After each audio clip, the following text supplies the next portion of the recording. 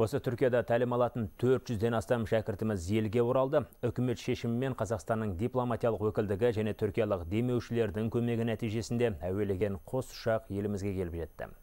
Коронавирус қаупінің күшеюіне байланысты түрік ағайындар апта бұрын халықаралық рейстерін тоқтатқан болатын. Әуе жолдары жабылған тұста елге оралу мүмкіндігіне ие болған жастарымыз ерекше қуанышқа кенелді. Толығырақ жастардың қуанышын бөліскен тілшіміз Меруерт Қанағат хабарлайды. COVID-19-дің қарқын алуына байланысты түркиялық университеттер бұл семестрді қашықтан оқыту жүйесімен аяқтайтын болды. Бұл шешім қазақстандық жастардың отанға оралу мүмкіндігін арттырды.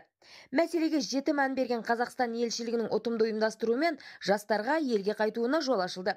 Мәселен, біз тұрған мына автобус 23 шәкіртті Анкарадан Ыстамбулға жеткізеді. Дәл осылай Анадолының 35 қаласынан жастарымыз мінген көліктер әуежайға бет алды. Айта кетейік, көліктер студенттерді ақы алмайды, өйткені демеушілер төлеп қойған. Осы вирус басталғалы қазақстандық азаматтармен әрбірімен жеке-жеке байланыс орнатып, және біздің Қазақстанға қайтуымызға мүмкіндік берген ұйымдастырушыларға үлкен алғысымызды білдіреміз. Оқуымды жемісті аяқтадым. Елге қайтамын ба деп жатқан кезде бүкіл әуежайлардың барлығы жабылып қалды. Осыған байланысты елшілікпен және басқа да компаниялардың қолдауымен чартерлік рейстің ұйымдастырылғанын естіп ерекше қуандым. Жастар мінген көліктер Стамбулда тоқайласып, жолаушылар енді Қазақстанға аттанады. Шәкірттерге ақ жол тілеу үшін халықаралық әуежайға елшілік қызметкерлері де келді. Қазақстан үкіметінің тапсырмасымен отанымызға қайтуға өтініш білдірген студенттерімізді қайтару жөнінде осы сол жұмысты бастадық.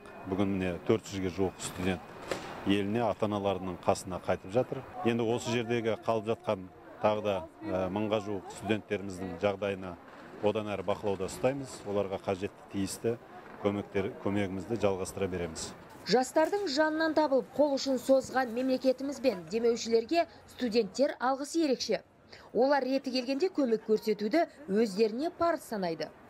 18 жылдыр Қазақстанда ЭДА холдинг ретінде еліңізде 18 жылдан бері жұмыс істеп келеміз. Қазақстан Еуразияның жары жұлдызы.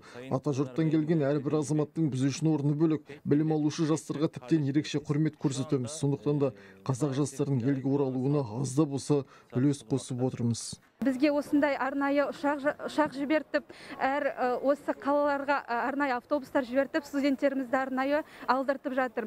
Үлкен алғысымызды білдіреміз. Бауырлас елдер арасында қандай да бір жақсы істің орын алуы әбден жарасымды. Алыс-беріс дегеннің арғы жағында осындай мағына жатса керек.